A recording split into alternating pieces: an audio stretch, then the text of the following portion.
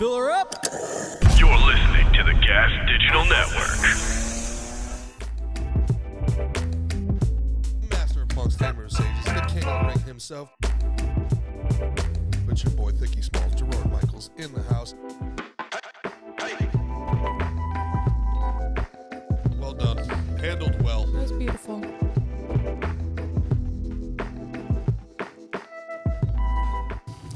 Thank you for sunshine. Thank you for rain.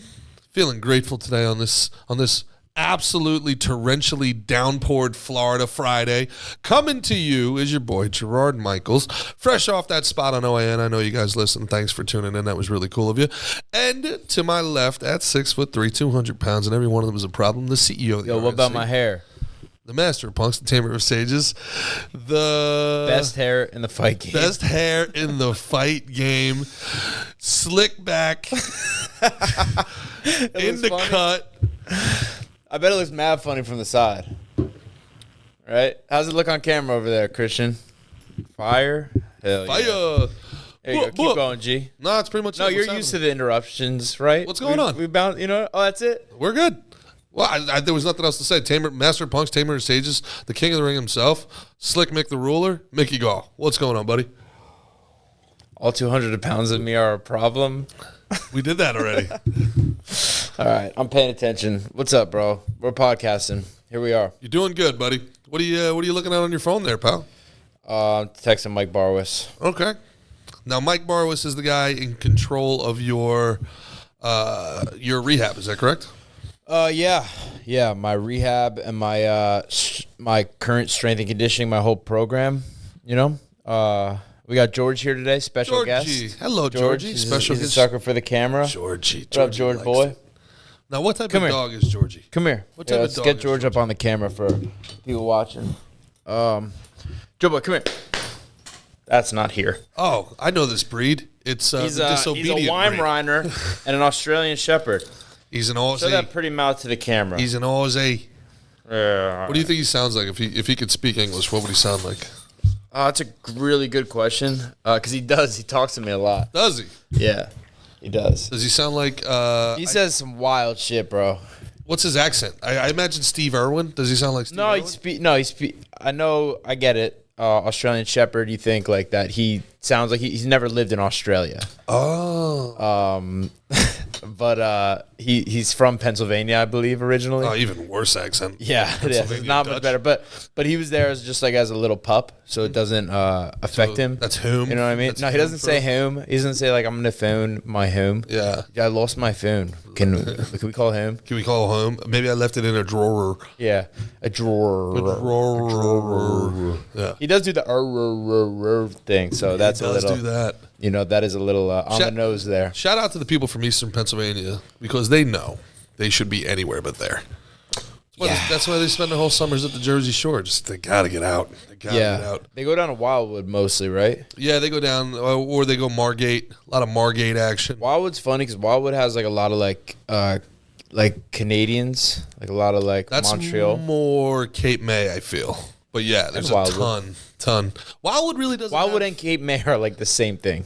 Oh, I gotta tell you, what Cape May would be really mad at you to hear you say that. Why? Well, Cape May is- Wildwood. So I'm sorry. Yeah, I know what you're saying, but I disagree. Mm-hmm. Well, there's a lot of Wildwood, but I guess like there's like they got Wildwood Crest and they got Wildwood Sure, proper or whatever. totally. You know what it's like? It's like when we tell people from Boca, we live in Pompano, which is like Boca, and they're like, no, it's not. It's not, no. And that's why we often say Lauderdale by the Sea. Yes. Because Lauderdale by the Sea Yeah, is it's like, Lauderdale by the sea. it's like, we live on the ocean. It's by the You know what I sea. mean? It's, Yeah. Shout right, out, like right there. shout out to Kodak Black, our neighbor from Pompano. Yeah. Yeah. Yeah. Gremlin. You know what's funny? That court over there Oh, shoot. where I play my pickleball. Yeah. They got basketball right next to it. And it looks like some of the most athletic people you've ever seen. I have been playing pickleball there 3 hours a night, 3-4 days When you a say it week looks like the most athletic people you've ever seen, what do you mean? I mean tall, ripped up, black. Like you would think there's some basketball being played at these courts. My friend, I have watched hundreds of hours over there. I don't think You hearing this shit? Yeah. You think this is getting picked up too? We got a fucking saxophone outside? Yes, we literally have a saxophone right there. Dude, why is he saxophoning right now? Anyway, tell about your racist story. Yeah. It's actually, it's breaking down. Wow, that is loud, huh? Right? This is Hope like, you guys enjoy the ambiance. they probably can't hear it at all. It's probably just us, and they're like, what are you talking about? Maybe. For people that don't know, this is exactly like that Family Guy sketch where what's the name of the sketch? It's like interrupting trumpets. Needs to get a message to the short man in the hat. He needs to deliver this message before the construction site contracts are handed down. I Starring, don't remember that Family Guy one. And Family Guy was my shit growing up. I like that show was fucking awesome. Like growing up as like a kid. Great. I haven't watched it. Like I fell off it a little bit, but I think it had a lull, and now I think it's come back. And like Family Guy is amazing because it's gone full circle, and half of the episode is just inside jokes on itself the whole time. Right. Like I watched one the other day where they were doing one of their cutaway shows, and it was like, "Remember the time?" And they're doing like movies parodies, and Cleveland's like, "Don't I get to tell one?" And Peter goes to him, he goes, "You had 84 episodes to tell your story. Shut up." the Cleveland show. Yeah, they're their own marks. It's great. Anyway, the long story short in the Pompano basketball was I've been watching for literally hundreds of hours, and I have not seen a bucket made. Not one. Not a bucket. Bullshit. I swear to you. Not only that, but they How do you think you'd go up there and like show them what's up? I do. What? Really? Yeah, and I'm not a good basketball player. No. So, yeah, but these guys are terrible. Now, how bad are you? It's windy. What? Basketball. It depends on what you need play me to do. I can play a little bit, but it depends on what you need me to do. I'd imagine you could play. Yeah. Captain of the high school basketball team, buddy. All right, so yeah, I would say you could play a little basketball then. Play a little basketball, but I'm gonna tell you, like I'll rebound, I'll play D. You'll rebound. You'll foul out. I'll shoot from three. Oh yeah, we had back in the day. We got 5 fouls and used all of them. Yeah. I hate modern basketball though. I really do. I grew up '90s basketball and like people going to the paint had to earn it.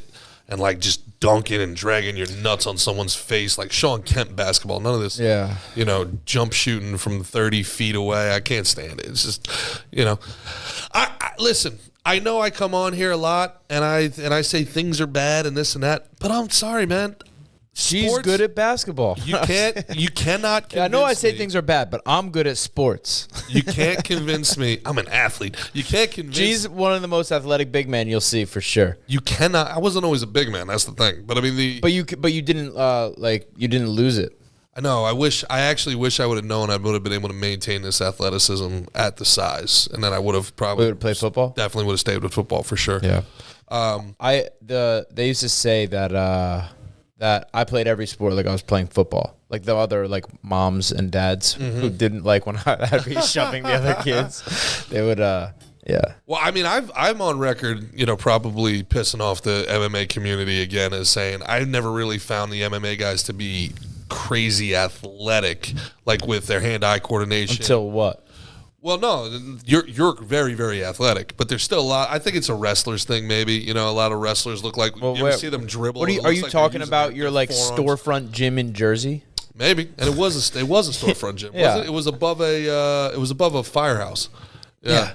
Yeah, I mean, maybe if that's your sample size, then yeah, and that's an example of that. You probably shouldn't be speaking on MMA at large based on your fucking. Know. So, do you take back because you're wrong on your small sample size about MMA fighters not being athletic? No, you're gonna hold on to this. You know what I find? You've been in my gym. You're just gonna hold on to your fucking thing. I find it amusing every time I have even the slightest little bit of anything that holds MMA fighters as anything other than otherworldly. You're like, no. They're all great athletes. I would pick them all to play basketball tomorrow. That's not what I said. I think they're. You made a generalization. You made a generalization, and I'm saying I will if we can examine this a lot further. Okay. If you want, there's definitely like, let me think of some examples of. There's certain guys that aren't going to be athletic. If they're gonna shoot a basketball, like you've seen wrestlers who try and shoot baskets. It's like hilarious. Correct. You know what I mean? Yep. But at the same time, they also can move their bodies in some ways that, you know what I mean? Like, what are we basing this athleticism on? Are we basing it off shooting a basketball? Well, that's the question, right? Is like, how do you base athleticism? Like, would you consider Lance Armstrong to be lesser of an athlete because I bet you he's not any good at basketball and he's not going to be running any out routes either? One of the greatest athletes of all time. Yeah, technically, right? Yeah. So I mean, in that point, I have to concede 100%. These are the best in the world at what they do. But like, take a guy like Ben Askren. Yep.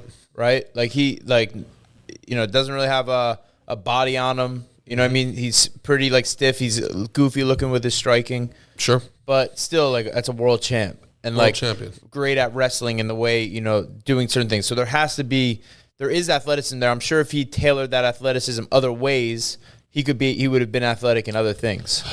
Hand-eye coordination, the processing speed. You have to have hand-eye coordination, no?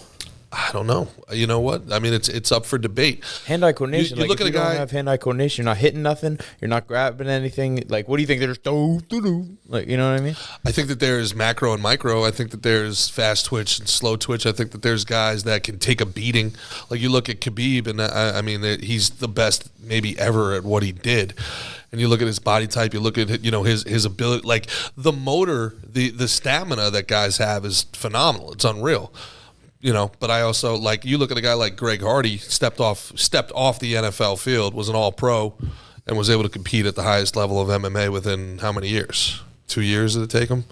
Do you think guys are stepping out of the octagon and then onto the NFL? They could. Do you? You think so? Yeah. I mean, they had. You have a guy like who did it? Brock Lesnar. Even one of, like, there's a lot of times like a stud wrestler, Stephen Neal. Is that his name? Stephen Neal? Yeah. They'll have stud wrestlers will go into the NFL. Yep. Like right out of. We just met Gable Stevenson. Very impressive. Gable guy. Stevenson Yep. I'm sure they could find a place for him on a football field. Sure. So I'm not again. And this also reminds me of our conversation on Monday, where it was like the more you learn, the less you know. Remember that little thing I sent you today? Mm-hmm. Like, I don't think it's black and white. I think there's guys who are absolutely more slow twitch fighters. You take two guys who are great at it: Ben Askren, Damian Maia. Yep. You know what I mean? Their styles, they're not. Like, you wouldn't look at them and think that's an athlete, but their athleticism translates in different ways. Daniel Cormier. I think Cormier is an athlete. He just doesn't look like one. Freak athlete. Yeah. I mean, his ability you can even see, he processes information and acts on that processing faster than probably anybody that size maybe ever. I mean, you can see he's a step ahead of everybody. I mean, there's ways people move. Yeah, look, no shit. You're right. But, I mean, that's kind of like our job here is to stimulate debate on these subjects and, you know what I mean? Have the topic of conversation that, just because you lived it doesn't mean everybody else listening has. So, I mean, our job is to say, okay, this is what we think and this is why we think this way. It's not a stupid thing. We're not changing the world one way or another. To have a conversation like this and say, like, okay, like, could you take Brock Lesnar? Right? Like, and the point you made earlier is the right point. Is Brock Lesnar a great athlete? He's one of the greatest athletes of all time, right? If you make him get in the Tour de France, how's he going to do? Not very well. That's not what he's built for. That's not, so there's definitely different places people fit in. I think why people like comparing these things to MMA is everybody in their life has probably thrown a punch at some point or gotten into a tussle at some point. So it's almost like the great a surprising amount that you'd be surprised by the amount of people who've never been in a fight. And I think the way the world keeps going, there's more and more and more and more of that. I think, like, all these for one example, these big football players that I work out with who are, like 6'8", 330 pounds. Yeah. Never been in a fight. You don't think those guys have ever been in a fight? They told me. They've never been in a fight? They told me. No, they've never been in a fight. Why? They're a big motherfucker. No one's going to, like, people don't want to start shit with big dudes. They always do.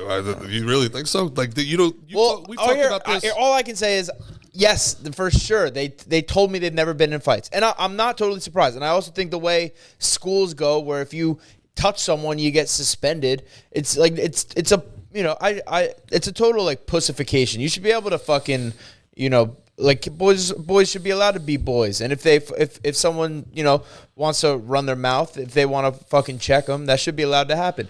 But even in my school growing up, you hit someone or touch someone or do something wrong, suspended. Wow. So there was straight to jail. But like in our dad's era, they would, they would be allowed to get in fights and teachers would break them up and they go to their classes. My era. We got into fights during games. Guys didn't even get kicked out of the game. Not mine. Just to support your idea there, Mickey. Just support your idea there, Mickey. 23% of people under 25 say they have been in a fight, while people in their late 30s to mid 40s, it's almost half. It's about 44. So there was a drop of about 20% between, I guess, in the past 10 years of people who say they've never been in a fight versus so it's basically been halved. Yeah, that's insane. It's half it. Yeah, essentially. All right. So controversial perspective then. All right, for anyone listening to this. If you have never been in a fight in your life and you are listening to this, your homework is to find a gym, a boxing gym preferably, maybe kickboxing, get punched in the face by the end of the week. Well, yeah, you don't need to necessarily get punched in the face. You do jiu-jitsu, but in there it can be a simulated version, and you get a dose of reality, and it's a simulated safe place. No one dies there. You know what I mean? Like it's safe.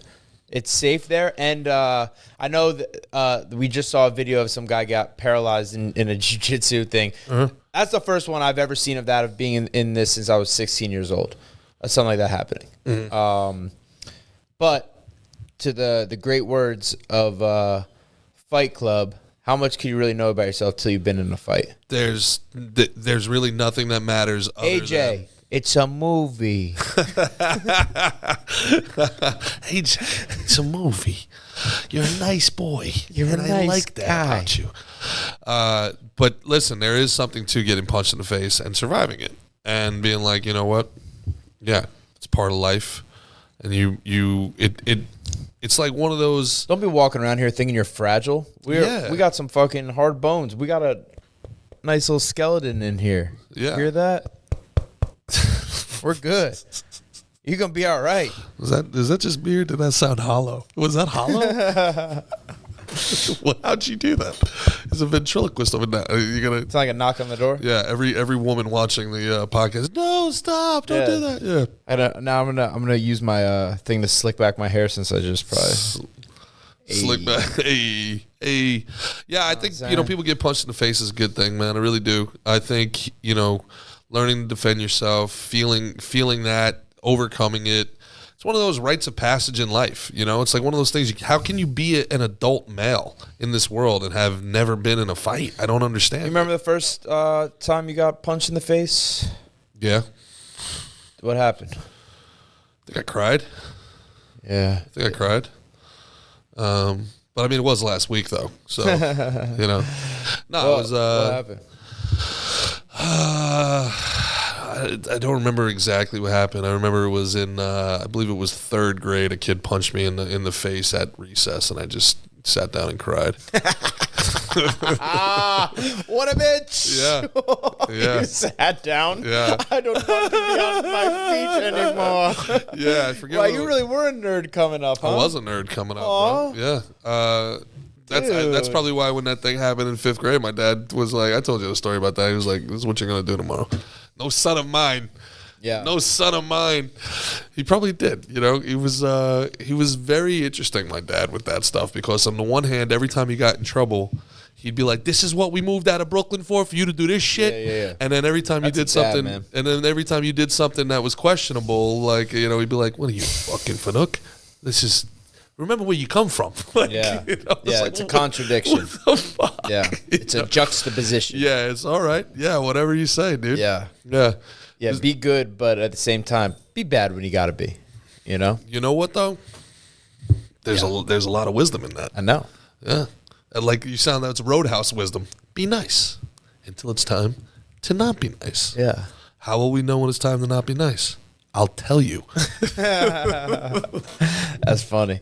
Yeah, I agree with that big time. I remember one time. Now this is a little different. I know I asked you punch in the face, but this is the first time and second time in a row I got my face smushed into the fucking sand. Right? So this is not the first time you were punched in the face. No, this story. So I was I in the summers. So my grandparents, they lived in Long Beach Island. LBI. And my grandma's still there.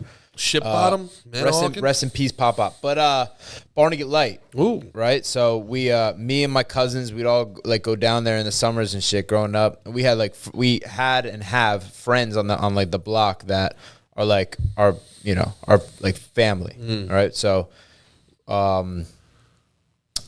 this one kid who was like a big brother to me in a lot of ways. His name was Big Charlie. He still is Big Charles and Charlie. He had this friend whose name was, I think his name was Insabanita. So Charlie's from Newark, right? Was from Newark, and he he was a tough kid, but he's big. He was like your size when we were like 13. Poor bastard. Yeah, right. And and he was like, and he was like 3 years older than me. Right. So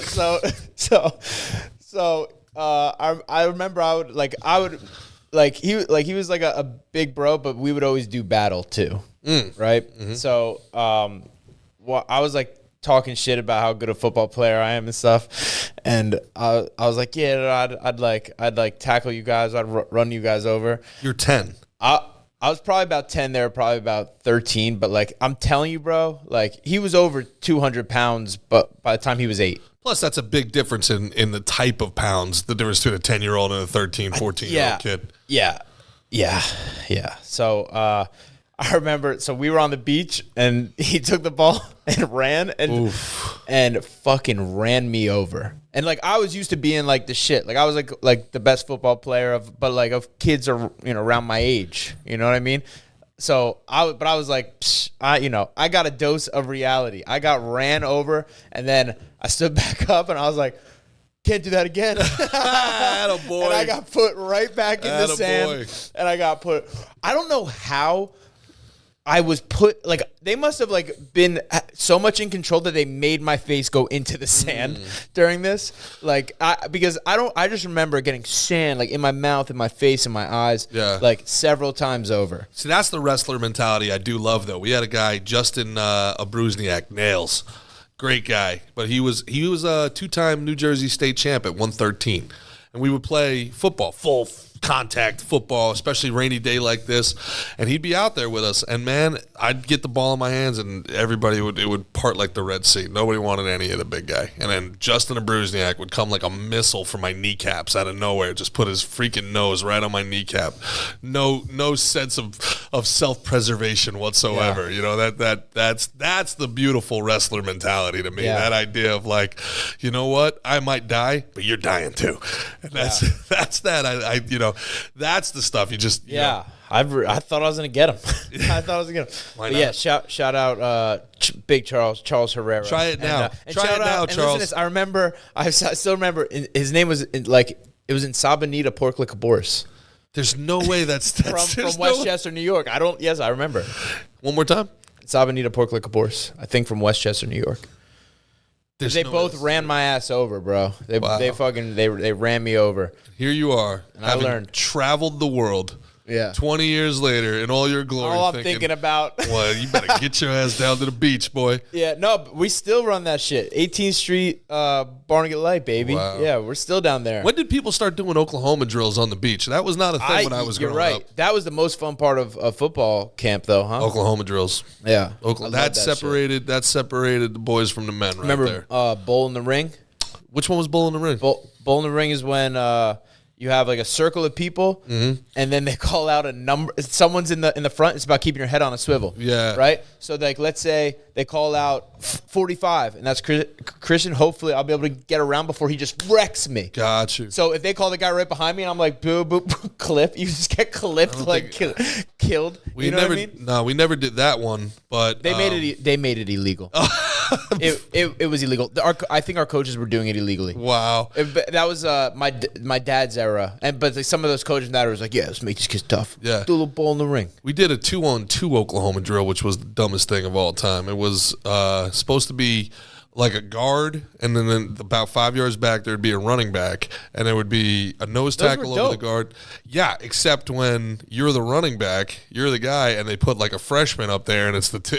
You got two. Yeah, it becomes 2-on-1, but that's where you got to be tough. That's where you got to put your head down. That's it. And like I ain't going backwards. I'll go down, but I ain't going backwards. Oh no, I didn't want to go down ever. Now you're starting to do the old O.J. Anderson throwing the forearm. You don't see a lot of forearm shivs anymore. If I knew it was like it was done. Yeah. Like there were two like upperclassmen, and it was my guard. The block was Shed, and he was over there. Yep. I'm torpedoing. I'm gonna make contact and go a little forward. I like it. And Fall if forward. And if I take your patella, I'm sorry. Hey, that's the Emmitt Smith method. Exactly. Fall forward. You're That's 6 feet tall. That's 2 yards. Yeah, Fall forward. I ain't going back. Fall forward. Yeah. Yeah. Imagine how many yards Saquon Barkley would have if he had that gene in him. Shake, fall forward. It's an extra 2 yards on every carry. Yeah. Love you, Saquon. Please re-sign long term. That reminds me. I got the fantasy football projections for next year. How? We're so far away. I know. But your boy got a little hookup. You know what I'm saying? All so right. I'm about to tell you what some, and I want to hear if you agree. Before we do that, can I give a shout out to your boy Barwis? We're talking glory days of high school football and younger. There was a guy from down here in Florida that when I was in college, he was in high school. His name was Noel Devine.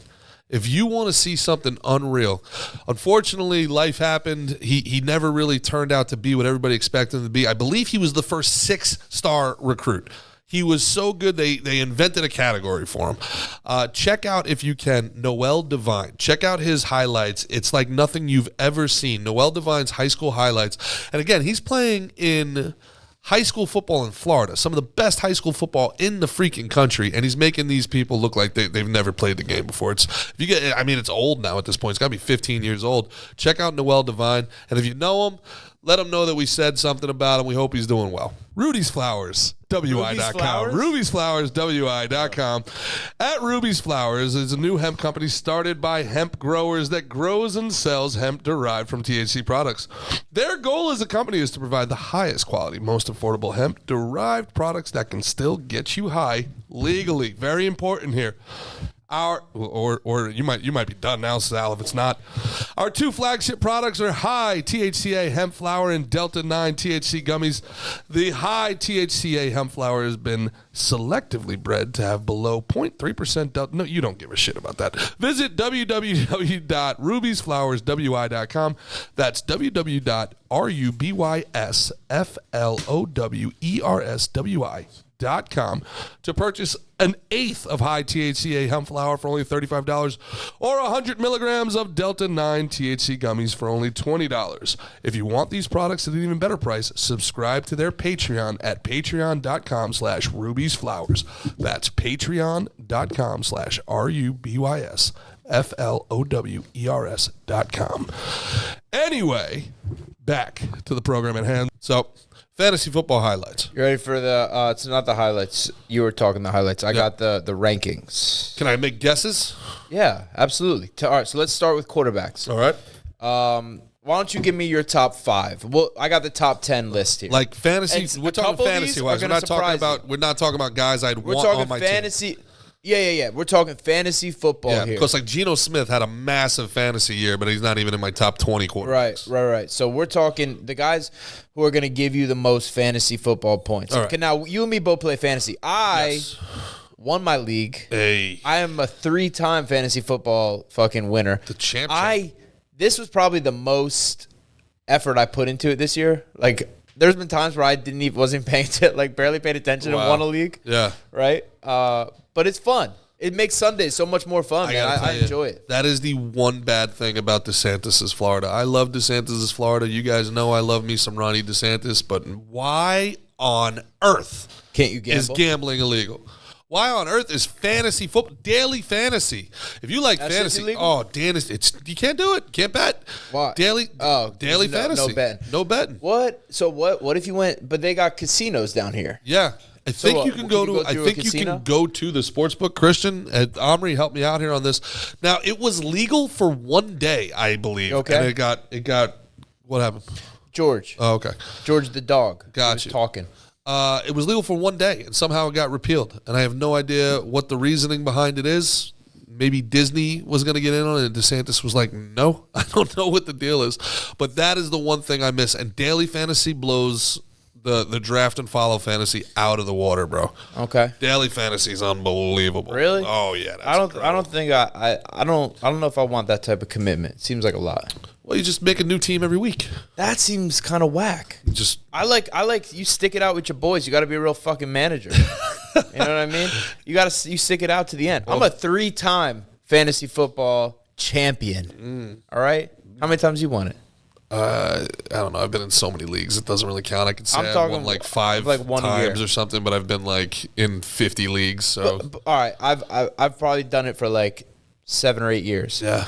But I've only done I don't think having multiple leagues, multiple teams is fun because then you're like, I'm rooting against the guy I got and I'm rooting for a guy. I like having, and there was one year I did 2 leagues. I tried to pick all the same people. Interesting. Because I don't want to. Those guys I root for all year. You know what I mean? It's fun. It's gotten too watered down in my mind, man. Because like everybody, you can like the teams are the same in every league, and you can tell like, okay, this is who had the 6th pick in the draft. This is who had the 8th pick in the draft, and it's either auto drafted or everybody's looking at the same people. You know, there's one league that I really like, and it's a big money league, and I like that league mostly for 2 reasons. What is it? They pay out. Every week for highest score. So there's an incentive for people to keep doing their roster all year, whether they're in or out, because if they have a huge week, they can make a lot of money. I like that. And I also like that there's a hard salary cap on the free agents. So I don't understand that stuff actual real money. I don't understand the salary cap. So like a player is worth a certain amount. No, so you bid. So like it's not just so the person who loses the first 2 weeks doesn't get, the best rookie wide receiver and the best rookie running back off the waiver wire because they didn't reveal themselves to the 3rd week, and then this guy got rewarded for sucking. You know what I'm saying? Yeah. So what it is you put a bid, and you have, let's say you have $500 for the whole year. And like 100 of that is just going to be your bye-week defense, your bye-week kickers, you know what I'm saying? So like you just need to make moves. So it'll be like you put in a bid for $2 and you put in a bid for $3. Whoever puts the bid in for $3 gets that kicker. Wins, yeah. Yeah, so it doesn't go in waiver order. It's a bid. Okay. So when there's like a really good free agent out there, then your quarterback got hurt. So now we're going to, the 15th quarterback on the board, to screw me. Let's say you're head to head. Grab him just to be a prick. You got 25. You put a $25 bid in, because you got more money. Yeah. So there's a lot of strategy to it. I like it a lot. All right, that's cool. Yeah. I'd give that a try. Yeah, it's a lot of fun. But I'm gonna go Patty Mahomes. Okay. You got number 2. Now we're talking about a 1 quarterback league here, obviously, right? Duh. Yeah, duh. Patty Mahomes, probably still Josh Allen. Correct. You got 1 backwards? 2, but you got them backwards. Interesting. Josh Allen number 1, Patrick Mahomes number 2. Because of the rushing stats, interesting. Yeah, Mahomes. You'd think he'd be a more of a runner, but he's much more of a pocket and a passer guy. Josh Allen be running. This is projections now, right? Yeah. Joe Burrow, number 4. So you're still in the top 5. They're not going to go Lamar Jackson. There's no way. No, it can't. Okay, so who do you take for number? Who's your number 4? Justin Herbert. Nah, he's in the top 10, but not in the top 5.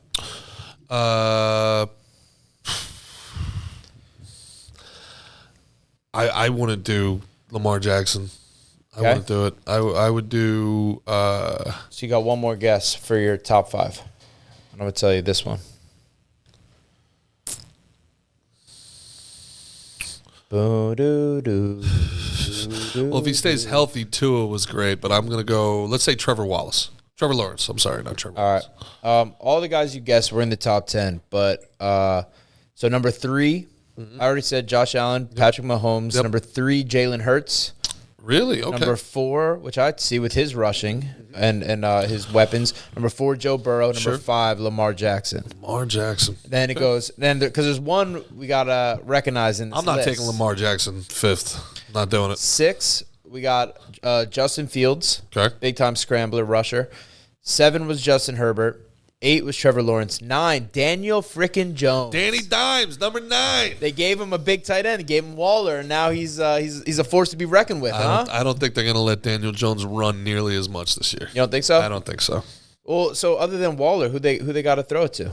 A lot of like little guys. They're going like 4 wide, all crosses. Like a bunch of Richie Jameses running around? Bunch of better than Richie James is running around. You got Wandale coming back. You got Sterling Shepard coming back. They got Jamison Crowder, and they picked up Paris Campbell. Paris Campbell, yeah, that's right. I Paris forgot Campbell's about good, but he's wearing a number 00. No, or 0, just 0. Ugh. He's wearing a 0. Why do I hate that? I like it because now you better step up now. You got your work cut out for you now. You want to be number 0. You better come correct. You know what I'm saying? Maybe. Yeah, that's what I think. I really am turning into old white guy on the get off my lawn. Yeah. I don't like the defensive ends wearing single digit numbers. Yeah. Kayvon Thibodeau wearing number 5. Yeah, they changed that rule. There used to be a rule against it. And then 10 was Dak Prescott. Ew. Yeah, right. And all right, now here we go for the moving to the running backs. All right. Okay. Let me hear. Give me a quick top 5, and I'll run through the list. Top 5 running backs in fantasy football. In fantasy football, Josh Jacobs. not in the top 5. Wow. The Give me your number number 1 2. guy. So are they not going to put Derrick Henry in there either because he got traded? Where'd he go? Where did Derrick Henry get traded to, guys? Let's pull that up. So that's your number 2. He is number 5. He's number 5. Yeah. Okay. Tony Pollard in the top 4? He is not in the top 5. Wow. You're number 3, not in the top 5. Who we got for 4, pal? So Jones, interesting. They're not dumb enough to put like Kamara and those guys in there. So let's see. Dumb enough? What do you mean? This is the inside scoop, bro.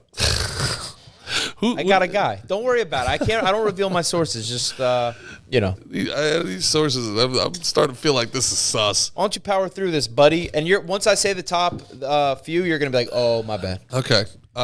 Saquon Barkley. Okay, he's number 3. That's your number 4. Okay. And who's your number 5? I'm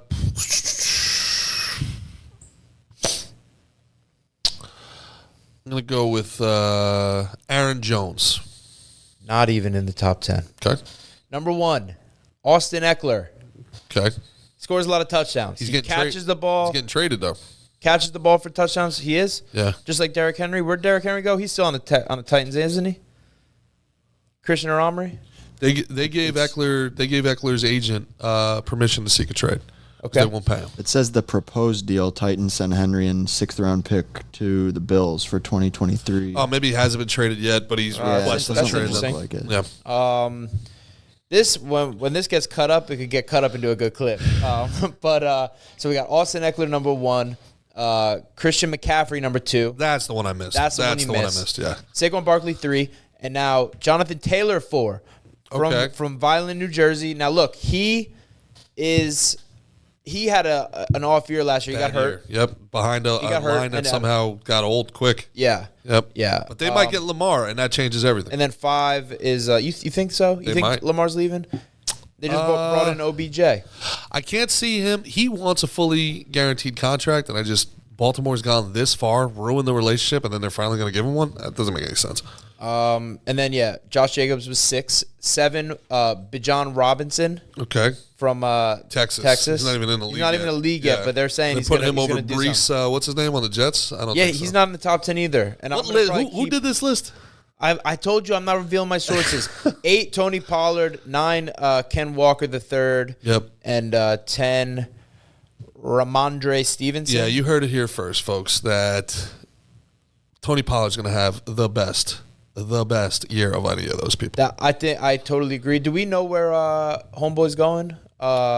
Zeke hasn't Elliott? signed yet.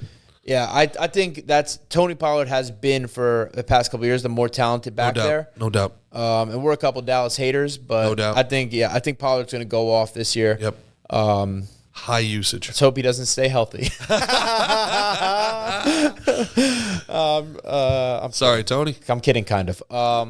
Yeah, Giants for life. Now we move to wide receivers. We got wide receivers and tight ends left. Okay. Wide receiver's tough. It's so year to year. It's so fantasy with receivers. So, you should get. I mean, it's gonna let's say Justin Jefferson. Justin Jefferson, number 1. Yeah, we'll go.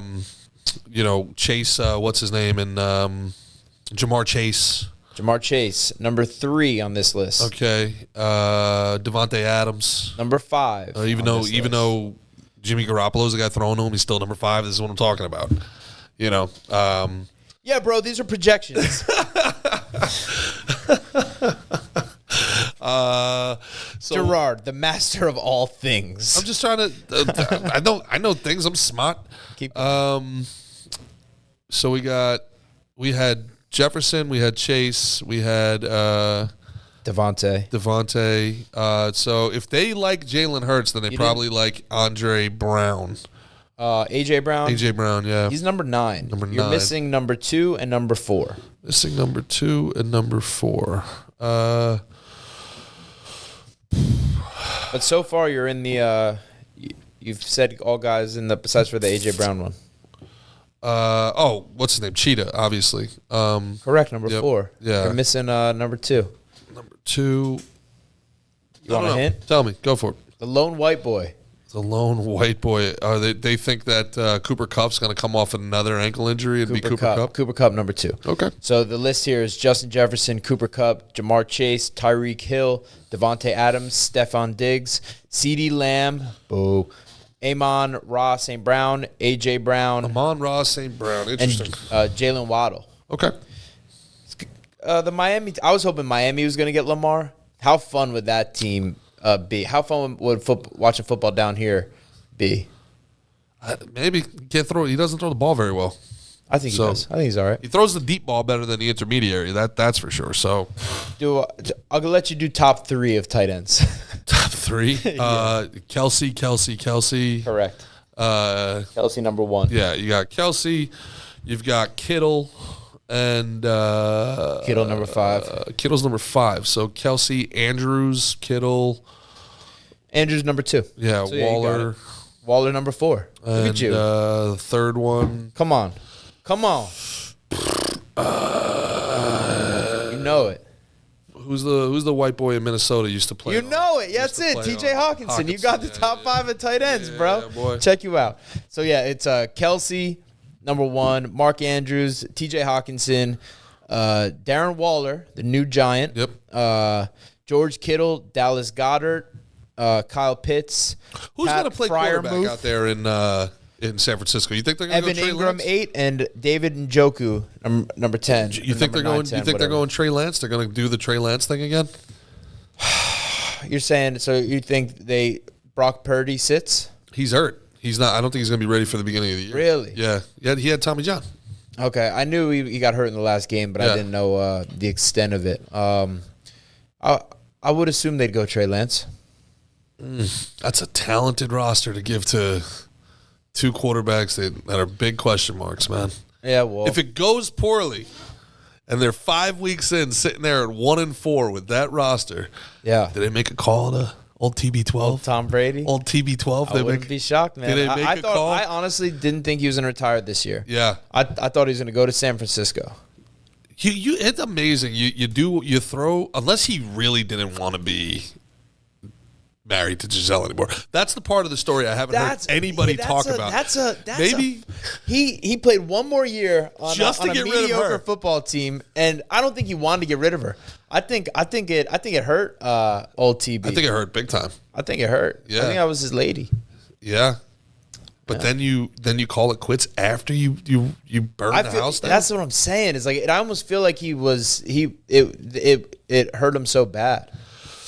You know? He's like, shit, I just lost my family for this 8-8 team. Now, why does he keep retiring so early in the offseason? I'm like, dude, just let it rest. Let it marinate for a little bit, right? Like right now, when OTAs are about to start, you think Tom's going like, man, this golf and shit is boring. Yeah. Like, I don't know. I don't know how much pickleball he's playing. You know? And also, like, can you imagine somebody being willing to give you $20 million and you just being like, I have it. I've got enough. Yeah.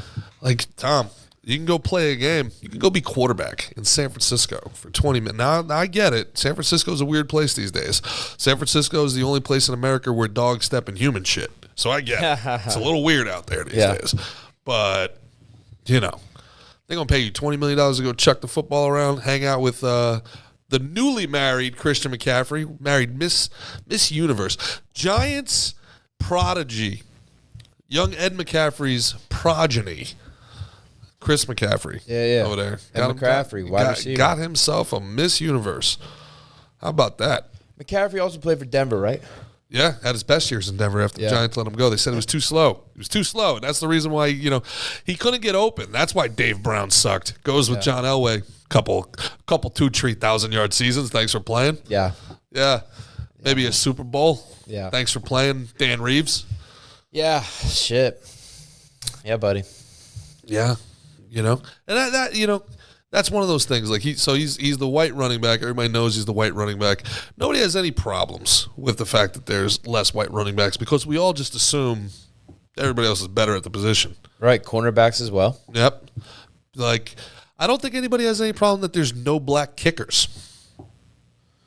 But the head coach thing drives people out of their minds. They're like, why are there no head coaches? Yeah, it is it's a hot button issue. That's it. That's the one. They get like crazy after it.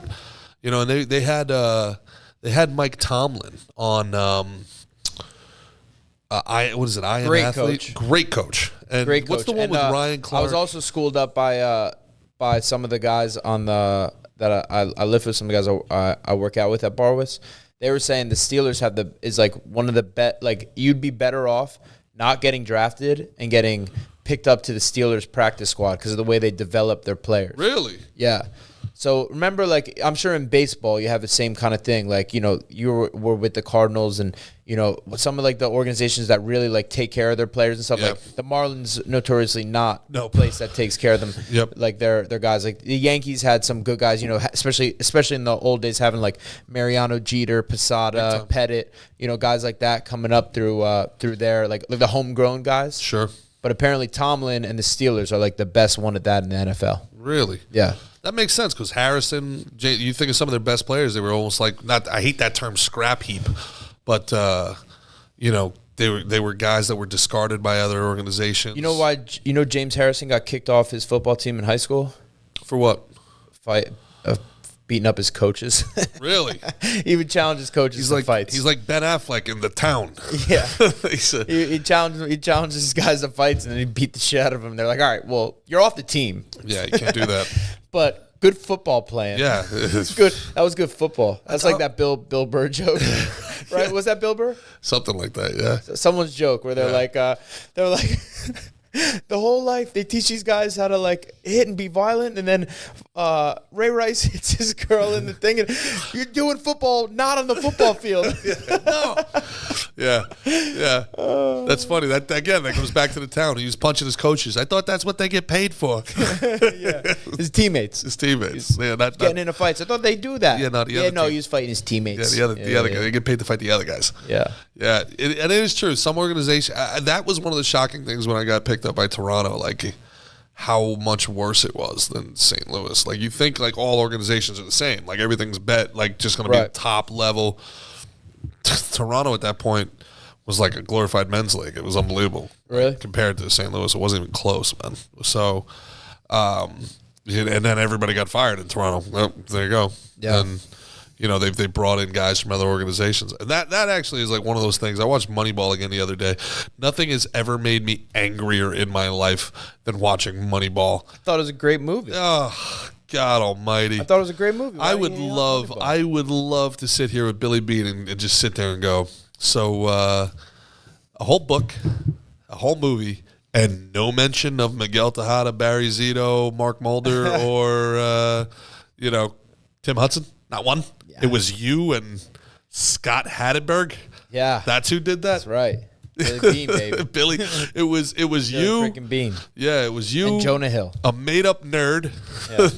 Yeah. Who's really like no Ricardo Rincon. That's who we need. That's your guy. Yeah, not Barry Zito's 20 wins, Cy Young Award winner. Yeah. Not Tim Hudson, Cy Young Award winner. Mark Mulder, Cy Young Award winner. Not Miguel Tejada. No mention of Balco being 5 minutes down the road. This is what I was saying earlier too. When in my curmudgeonly ways, back in my day, I'm sorry. It's just fact. Sports in the late 90s, early 2000s were just flat out better than they are today. I'll die on that hill forever. Anybody that's ever watched steroid baseball and compared it to today's game, not even remotely close. Yeah. It's not even remote. It's not even the same game.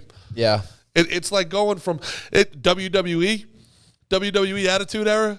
Oh, yeah. WCW. That was the shit. NWO. That was the shit. I used to get in trouble in school for doing that. We didn't know what suck it meant.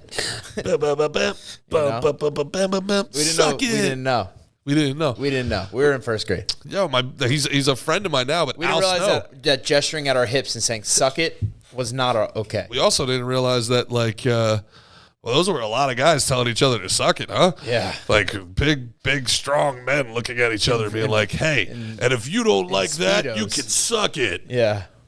Like I can do what? Present it. Yeah. I didn't know that was an option, sir. Well, I mean, I remember watching WWE on a pay-per-view at my buddy's house on a sleepover, and a girl just straight up took her top off. And I believe it might have been Ric Flair's daughter or girldered or something like that at the time. Ric Flair's daughter no, Jerry the probably King. Been about Jerry King the Lawler, not Ric Flair. Jerry King Lawler. I remember puppies. I remember Mae Young doing that, right? Mae Young, very old. Was very old, and she whipped her puppies out. They put them bitches through tables. Yeah. The Dudley they took an 80-year-old woman and put her through a table. Yeah. Yeah. Hey, respect. The NFL? Respect. They used to have a whole segment called Jacked Up. It was a whole segment on Sunday of the biggest hits of the week. And every single one of those hits, every one of them today would not only be a penalty, a suspension. Yeah. A suspension. Remember in the Pro Bowl, forget even regular. Remember what Sean Taylor did to the punter in the Pro Bowl? Yeah. Oh, my God. Laid him out. They're playing flag football now. Yeah, this Pro Bowl was a flag football game, right? I know. Wild. 23% of men have never been in What do you think that stat's going to be in 10 years? You think that stat's going to be higher or lower? Higher. It's you think less men are going to be in a fight? I think it's going to trend that way. I think there's, I know fighters who haven't been in a street fight. That's wild. Yeah. Do you know fighters that wouldn't fare well in a street fight?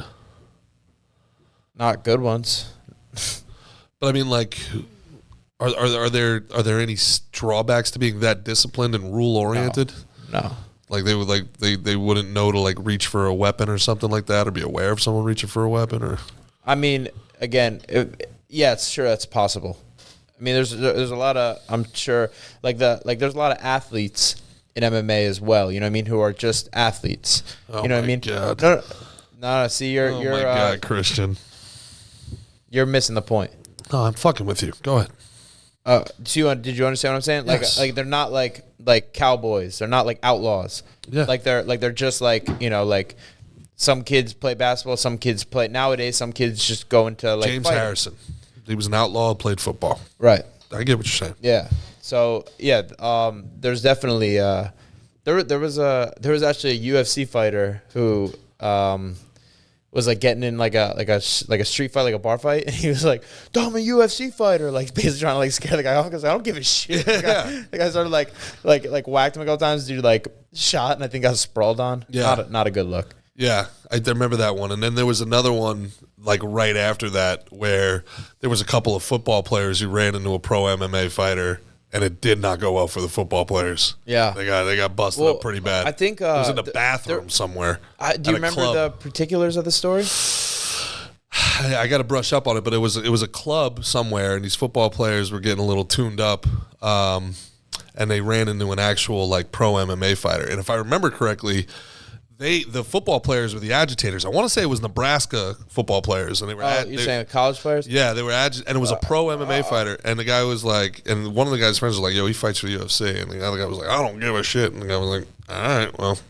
Yeah, I remember there being one thing like recently where it was just like a kid who like trained like MMA, did jiu-jitsu, and like some football players started like a big time like college football player recently. Yeah. And the like hobbyist beat his ass in a bathroom.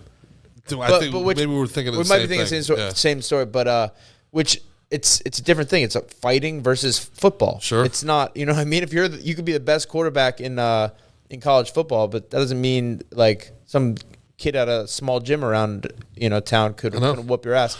But there's also a crazy story with Brian Urlacher was at a bar and was like, or at a club or something, feeling himself, and he starts like I don't remember how it starts, but he's the agitator to Boss Rutan. No way. And Urlacher's like, "Want to go outside?" And Boss is like, "Actually, I would like to go outside." I think I do. And then I think someone was like, hey, like Brian. And I think he apologized. And you know what? At one point, when you're Brian freaking Urlacher, one of the biggest, strongest, most intimidating looking people on planet Earth, you try to intimidate somebody and realize they're not intimidated at all and be like, this is atypical. Yeah. Like, I think Boss all the time is like, actually, I would. When he's like, want to go outside? Actually, please. This guy's got, Boss Rutan has the best bar fight stories. So I broke this guy's arm, and then we had to go to another bar, and this guy started fucking with me there too. You ever see his like self-defense things like at the bar, and then if he would take like the thing where they put like receipts on, it was like just like a big like spike. You'd put a receipt on it. He was like, if you can find this, take it and smash them in the face. Like he's like teaching you how to kill people at a bar. Boss Rutan, honest to God, is probably the reason I love MMA. When I was a kid watching Pride Fighting and like Boss Rutan, like I loved Boss Rutan. It was just that like that guy was everything. And Boss Rutan, Don Fry, like the spectacle of it, it was just like, what am I even watching here? Yeah. This is insane. They'd roll out. I remember Bob Sapp. They'd run that guy. Bob Sapp, I believe, is the only guy in the history of NFL to get kicked out for steroid use. Like he failed so many tests that they were like, bro, are you serious? Your levels are through the charts. Are you broke crazy? The test. You broke the test. Exploded. You got to go to Japan, bud. Yeah. Get out of here. You got to go somewhere He made else. some good money for himself in Japan. Apparently he threw a bunch of fights. Apparently whatever money he made, he lost. So. Yeah. There's not a lot of great things being said about Bob Sapp. There was some. He was great in The Longest Yard. Yeah. The remake. For sure. Broken did your toy. The Longest Yard? That was championed by Al Ruddy. Al freaking That's Ruddy, an bro. Al Ruddy production right there. Al Ruddy. You know what? Hey. God bless that Al Ruddy. So, Omri, you were saying about Bob Sapp? Yeah. Sapp, as you know, he was a very dangerous man for a good while in his career in MMA. He recently went on the record in an interview with MMA On Point, a YouTube channel, saying that he started throwing fights after he lost to Nogueira, and he almost accidentally killed him in a spike in that fight. And he said, I realize that the people I'm working for will continue to pay me even if I lose. I don't want to hurt anybody. And then he just accepted becoming a freak show. That's wild. Yeah, that's full of shit. I was going to say, I wonder if that's a cop-out. Because he did everything he possibly could to beat Nogueira to a pulp, and Nogueira pulled out maybe the greatest comeback win, David and Goliath win of all time. I don't think Omri's saying he decided that during the Nogueira fight. I think after the Nogueira fight, he probably was like... Yeah, he got armbarred by Nogueira. I know. And then afterwards, he's like, well, I don't want to kill anybody. No, I think he gave a guy as much business as he could humanly give another man, and it wasn't enough, and said, screw this.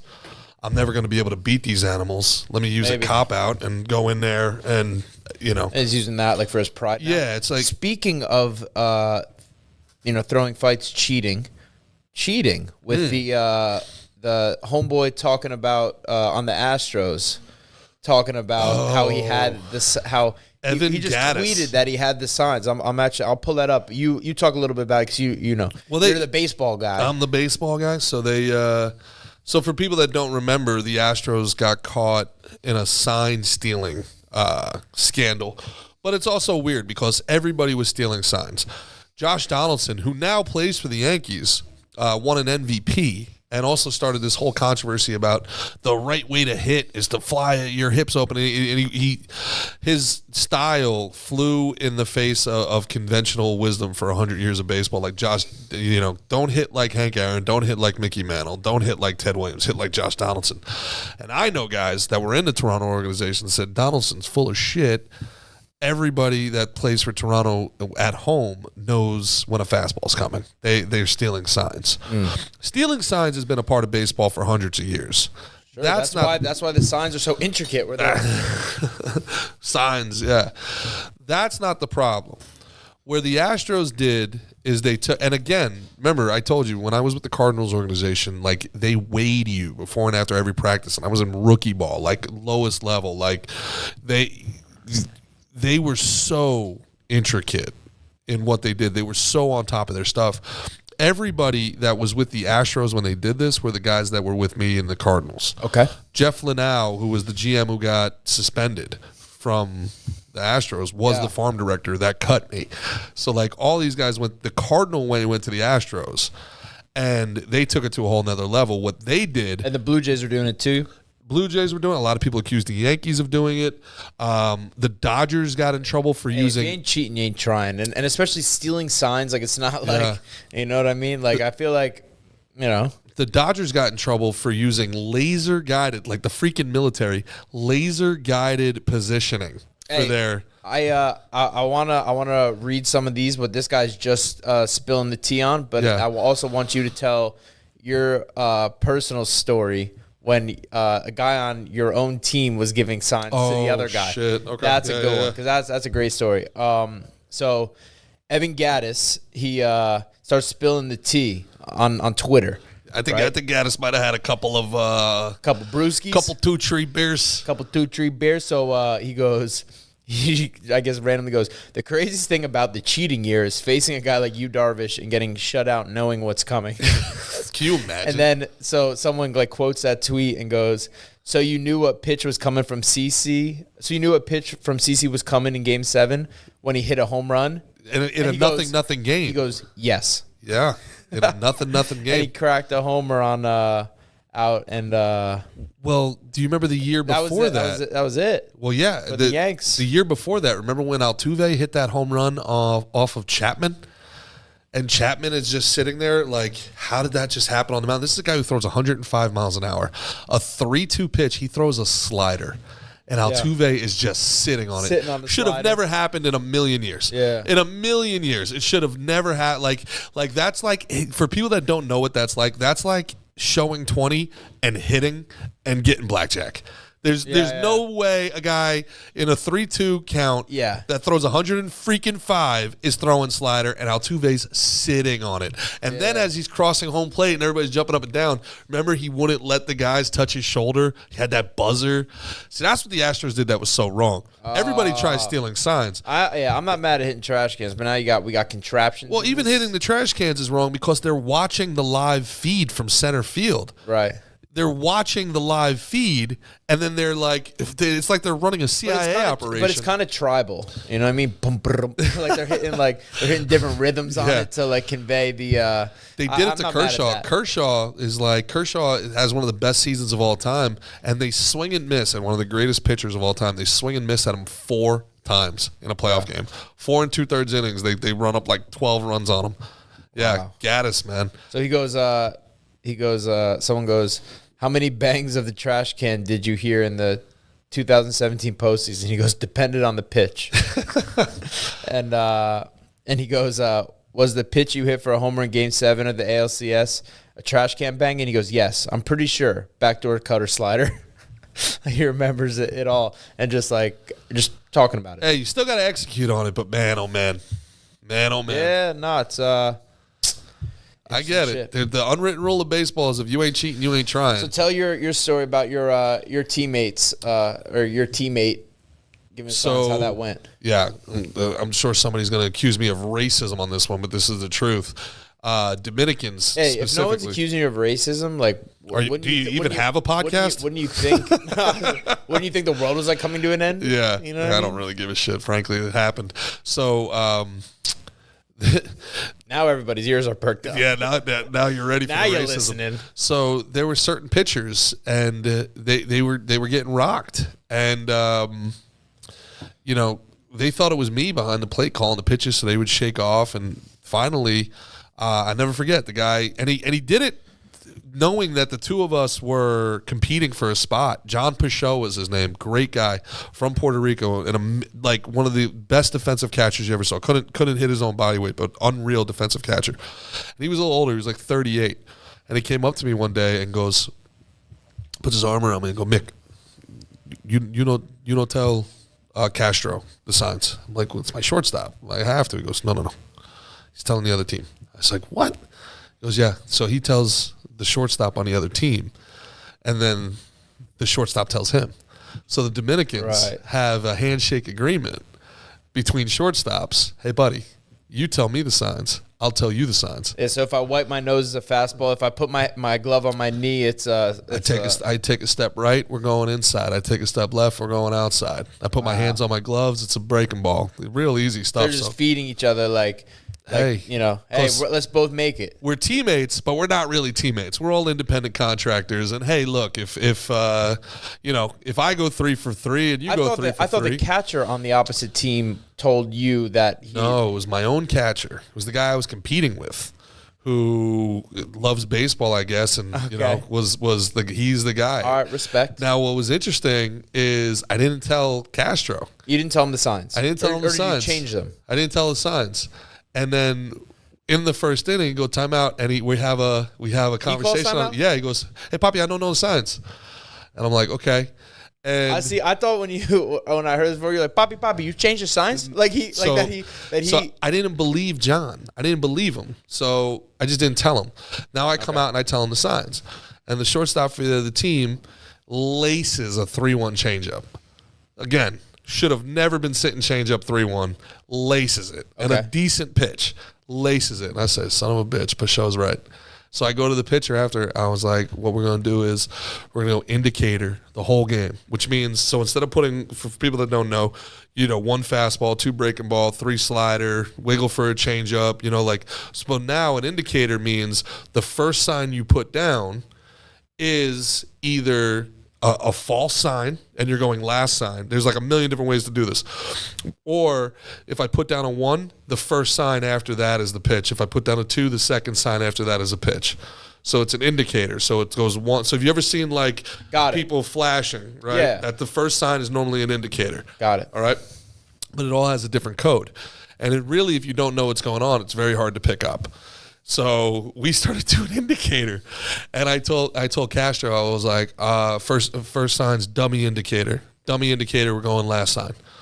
Meaning I just lied to him, right? So meaning this means nothing. We're just going last thing I put down. It wasn't true. We were going first sign indicator, so it was either going to be the first sign after or the second sign after. And he's giving the other guys bad signs. He's giving, and as I found out later, he was giving both the shortstop and the second baseman the signs. So he's getting gravy from both guys, and he's giving them the bad signs, and they're striking out, and they're looking out towards him at shortstop. Dude, I don't know how long this has been going on. I have no idea how long this has been going on, but it was like watching The Sixth Sense and then watching it for a second time and like picking up all the hints and all the clues. It's like, oh my God, he's been doing this all year. Yeah, he's been doing this all year. It was hardcore, man.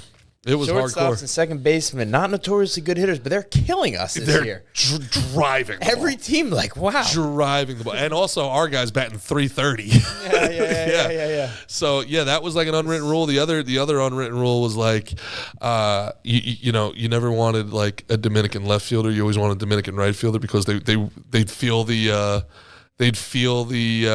warning track and pull up. It was like, no. I can't make the big leagues from the DL. So, somebody else is going to have to run into that wall. very Roger Dorney. They'd protect themselves? Yeah, big time. So you didn't want it pull side. You'd want those guys on the back side of the field. Because the ball gets laced to the line, and it's like, Yeah. We'll get them next time, guys. Pitchers weren't very happy about that. Yeah, I bet. But so much of that stuff goes on. I mean, that to me is the juice. That's the interesting stuff of baseball.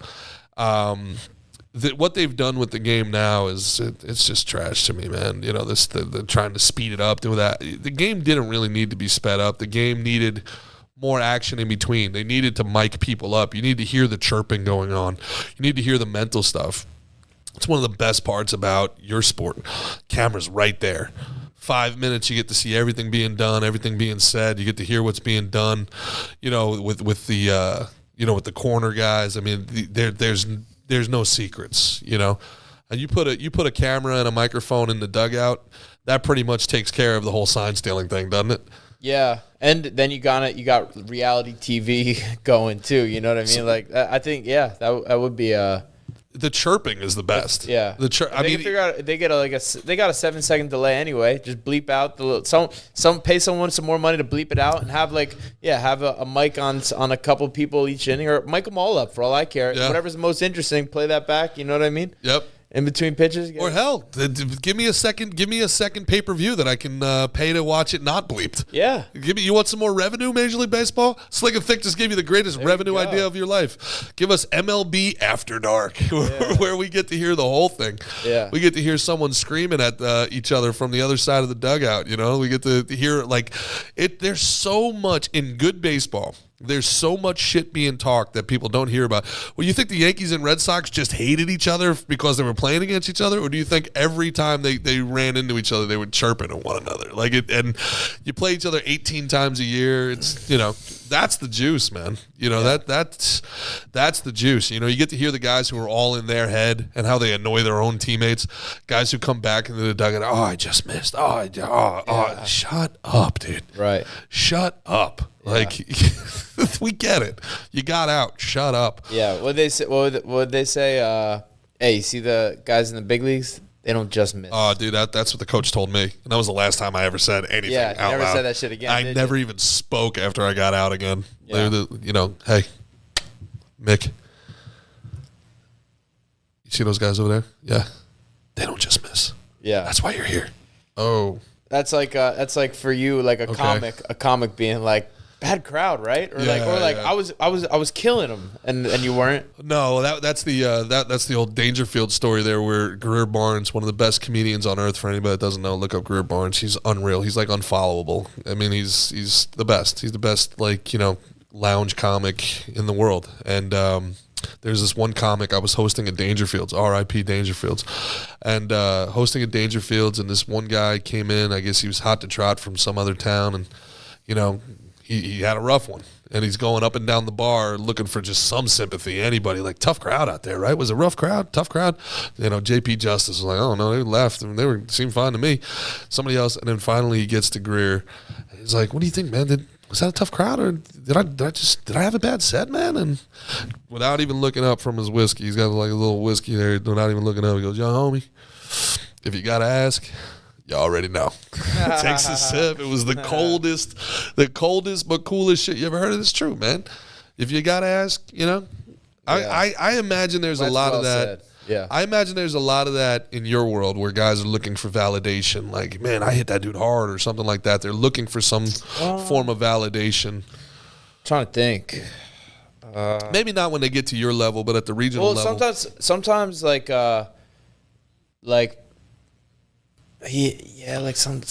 people if they're have a crappy round, but something's wrong with me. I'm not I don't something's wrong. I don't feel good. Something hurts. You know really? I mean? Yeah, sometimes. So if they have a bad sparring session or something like that, they immediately go to something tough. Realistically, probably something is, but also you know what I mean. It's the hurt game. It's probably gonna be, you're gonna have something boo-booed. Maybe, you know what I mean. You could be overtrained. There's so many factors and variables we talked about on the Christos episode. Yeah. But that's I'm just trying to think. You know what I mean? That's maybe something I've heard a few times. Are there legitimate things guys are working themselves through, or some guys are just prone to give themselves excuses? Both. Both. But yeah, it's like it's like kind of like if you have to say it, you know what I mean? Like you probably, you know what I mean? Well, you want feedback too, though, right? Because you're in the ring and it might look completely different. You know, there most of the time, like for example, like I'm really hard on myself with my sets, like, and you have to be. You know, you don't want to be one of those guys that's like, oh man, I killed out there today. I hate those guys. I crushed out there. You did? I heard a chuckle or two. That's crushing. All right. Like I hate those dudes. Yeah, but I for guess me, something like that, it could almost be like, like, oh, I whooped his ass. Like, that's you. What whooping ass looks like? Like it looked like you didn't fucking have him damn near finished 3 times that round or 5 times. You know what I mean? So that looked like a pretty even round to me. Is that something that happens? I mean, you guys got a very, very alpha mentality. A little bit, but mostly it's like I think it's like it's different with something like comedy or even like baseball, where it's very direct, and so it's like you don't like, you know what I mean? There's almost like I think there's a little bit of like you don't need to say it. It is what it is. Well, that's what I loved about baseball. The stats said what you are. The stats are, like Bill Parcells always said, you are what your record says you are. Right. You know, like what? But like you could just miss a pitch, but if you know what I mean? Like if you just missed a punch, it's like you missed. Totally. know? Honestly, bro, baseball's the same way. But you said like no one in a fight. Like, oh, I just missed him with that hand, or maybe you could say like, oh, I just missed that submission, I guess. But you know what I mean? It's like if you, I don't know. I hear things differently from guys where they're like, oh, you know, if I had just done, or if I had. There's a lot of ifs. I hear a lot of ifs. Right. I hear a lot of guys doing like, oh, you know, I thought he was gonna, and then especially if things didn't go their way. Right. You know, then it's like I've never heard anybody admit for a second that they were like, I lost control in there. You know, like I've never heard that. I don't know what happened. You know what? You know, I mean, you're the closest to that I've ever heard, where you're just like, look, I got clipped. Whatever, it is what it is. You know, like that's a lot of other guys. There's always like a reason why it happened. Well, you know, I ducked my head and I was supposed to do that. Like it was like, you know. Like if only I had done the plan. Yeah. If only, you know, if only these things happened exactly as I laid it out. Right. You know. Yeah. But I was the same way. Like I would watch my tape and I'd be like, all right, foot down, hands back. Like, you know what, man? Fuck. Guy just threw too hard. Yeah. Just beat me. Guy just beat me. You know what? We'll do it again next time. Yeah. Just beat me. No, it's in my control. I'm in control here. Yeah. Foot gets down, hands get out. You're trying to work through all your shit, and it's like, brother, I faced this guy, Chris Perez. He's in jail for like weed for a long time. Oddly enough, he was unreal. He was a closer at Miami, Team USA, and this dude threw legit 100 miles an hour. First 100 miles an hour I ever saw in my life. That dude could have thrown me a million pitches in a row. I would have not hit one of them. It just wasn't going to happen. I might have got lucky, clipped one, but it wasn't going to be anything I did. That's for sure. That dude just blew it by me, you know? And at some point, like, you know, there's nothing really wrong with that. You know, you're just like, okay, I can't hit 100 miles an hour. Well, who else on planet Earth can? Yeah. There's 8 of them. There's a few. There's 8 of them. Yeah. Which, by the way, the 100 you see on TV now would have been like, I think, 92 or 93 in the late 80s, early 90s. What does that mean? They changed. I just read this today. It was fucking mile per hour. They did. It was a big article in Baseball America. It just came out. They used to point the gun like from behind home plate at home plate, and it would pick up the velocity of the ball as it was crossing home plate. Now they pick up the velocity of the ball as it's leaving the hand. Okay. So it's between 10 and 15% faster. So the same pitches, which, thank God, that makes a lot more sense because Noah Syndergaard throwing 101 miles an hour and guys pulling the ball 450 feet makes me feel like, what happened in the last 20 years? Yeah. There was one guy, Barry Bonds, that can do that back in the day. One guy who could take a Troy Percival fastball and hit it to the freaking moon in the World Series. Bonds was a monster. Oh, my God. Barry Bonds, would you say he's at his prime was the best baseball player ever?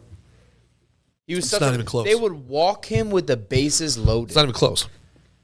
They would walk in a run rather than give him a chance to put the bat on the ball. The guy hit more home runs in a major league season than he had swings and misses. Yeah. I couldn't do that Very in wiffle sporty ball. episode. Yeah. A very sporty episode. We got some fantasy football, got some baseball, got some football, got some MMA. Thanks, guys. Love you. All right, cool. See you on Monday. Thanks. Peace.